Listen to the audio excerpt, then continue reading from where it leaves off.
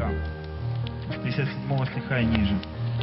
Здесь говорится так. «Случилось, что когда они были в пути, некто сказал ему: Господи, я пойду за тобою, куда бы ты ни пошел. И Иисус сказал ему: лисицы имеют норы, и птицы небесные имеют гнезда, а Сын Человеческий не имеет где преклонить голову».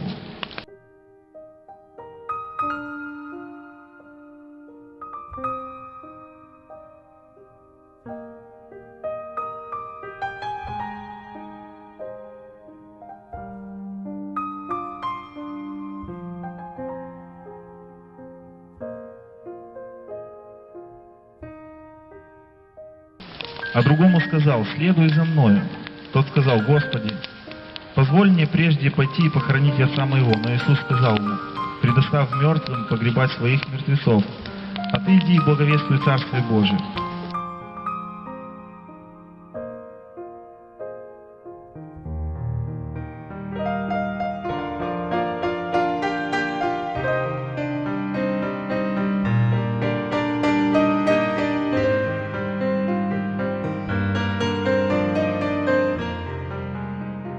Еще другой сказал: я пойду за тобой, Господи, но прежде позволь мне проститься с домашними моими.